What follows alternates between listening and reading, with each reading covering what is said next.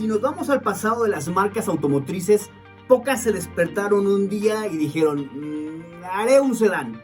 Y seguramente será el más vendido de todos.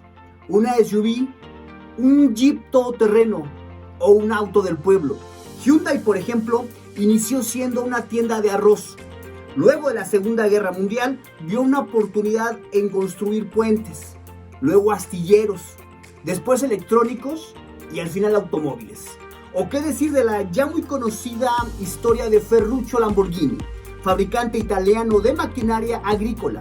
Su entrada al mundo de los autos se debió a los constantes problemas que tenía con su Ferrari. Así que sin más, decidió reparar su deportivo con piezas mecánicas de sus tractores. Decidió transferir esta voluntad y su fortuna a crear los coches de lujo que hoy conocemos. Lo cierto es que, como casi todo en la vida, el futuro difícilmente está trazado, como lo imaginamos. Hoy, por ejemplo, nos despertamos con las ganas de vender agua de limón y terminamos haciendo una pizza. Yo soy Eduardo Valdés y esto es A Fondo por Punto Neutro. ¿A qué te querías dedicar cuando eras niño o niña? Seguramente la gran mayoría de nosotros cambiamos nuestros planes iniciales, supimos adaptarnos a nuestro entorno o simplemente dejamos de perseguir nuestros sueños. Algo similar pasa con la mayoría de las compañías automotrices. Algunas tienen orígenes peculiares, desde fábricas de corchos, turbinas para aviones de la milicia, hasta instrumentos de movilidad promovido por Adolfo Hitler para movilizar las tropas germanas. La industria automotriz supo ver la beta, incursionaron, se transformaron. La guerra dejó heridas profundas, pero la industria automotriz como la conocemos hoy en día existe en parte gracias a lo aprendido en campo de batalla. Bentley, por ejemplo, era conocido por fabricar motores aeronáuticos durante la Primera Guerra Mundial, siendo el más famoso el Bentley VR-1, que impulsaba el famosísimo aeroplano Sopwith Camel. ¿Y qué decir de BMW, quien se inició fabricando motores para aviones durante la Primera Guerra Mundial? La importante inversión en instalaciones industriales que fue necesaria para satisfacer la demanda del ejército alemán se vio parada bruscamente con el fin de la contienda en 1918. El Tratado de Versalles, que puso fin a la guerra, prohibía a Alemania la fabricación de motores de avión, con lo que la fábrica de BMW tuvo que buscar la manera de sobrevivir reconvirtiendo sus instalaciones.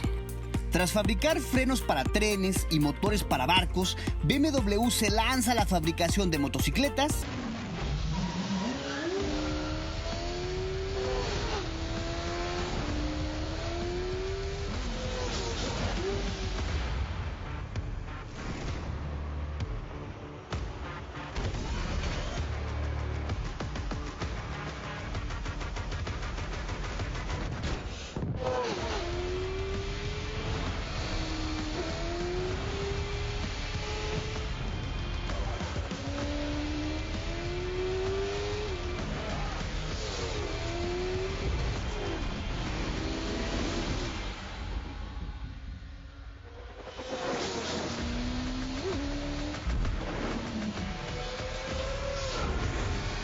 y posteriormente automóviles.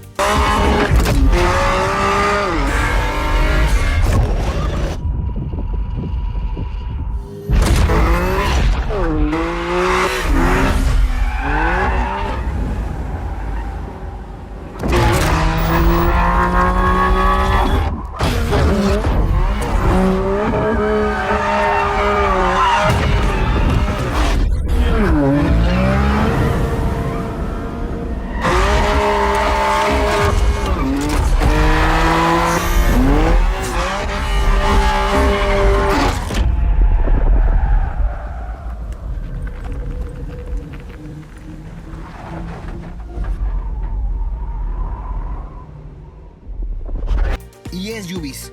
Y hablando de adaptarse, ¿qué me dices del Jeep? ¿Que conduces o sueñas con poseerlo?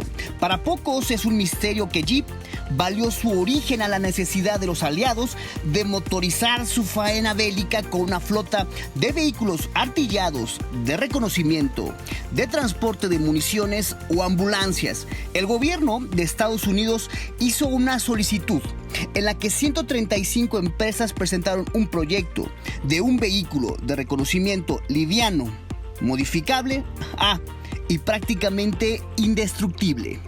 Willys Overland Motor, luego reconvertida en Jeep, fue elegida incluso sobre Ford para una producción inicial de 1,500 unidades.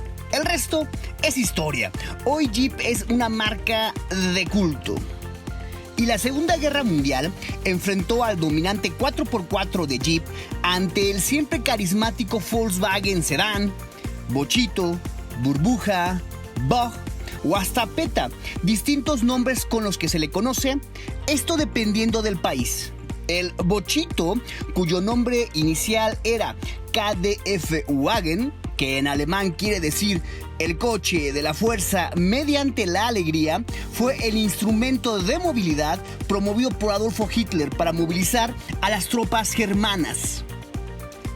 Pero la guerra no fue el detonante para todas las marcas. Algunas, como Peugeot, tuvieron un inicio menos glamuroso. La marca francesa, fundada en 1810, 75 años antes de que rodara el triciclo, patentado por Carl Benz, el primer vehículo de la historia. Jean-Jacques Peugeot comenzó fabricando pequeños molinillos para café, pimienta o sal, así como pimienteros y saleros artesanales, herramientas de alta calidad, sierras de acero y útiles de precisión. Su posterior incursión, esto en 1885, en el revolucionario mundo de las bicicletas, le abrió el paso a la aventura del automóvil. Pero si hablamos de inicios pintorescos, quizá la industria japonesa nos presenta algunos ejemplos interesantes. Mazda, antes de la CX-30, MX-5 o CX-9, se dedicaba a la manufactura y transformación del corcho. ¿Sí? Del corcho, hasta que un severo terremoto que sacudió a Japón en la década de los años 20, luego la Primera Guerra Mundial, fueron los eventos que marcaron su ingreso al negocio automotriz. Igualmente, Toyota, antes de Corolla y Prius, era una empresa dedicada a las máquinas de coser y telares. Esto en 1930.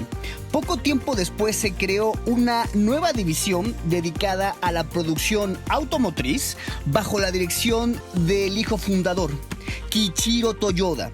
Claro que fue una excelente decisión, ya que con el inicio de la Segunda Guerra Mundial, la compañía se centró en producir camiones para el ejército japonés, lo que significó la consolidación económica de su negocio. La vida concede sorpresas. Hoy más que nunca tenemos dos opciones: quedarnos inmóviles ante la situación adversa y lamentarnos por lo vivido, o subirnos a esa ola evolutiva que nos lleva o nos llevará quizá al paraíso que soñábamos de niños. Yo soy Eduardo Valdés y esto fue A Fondo por Punto Neutro.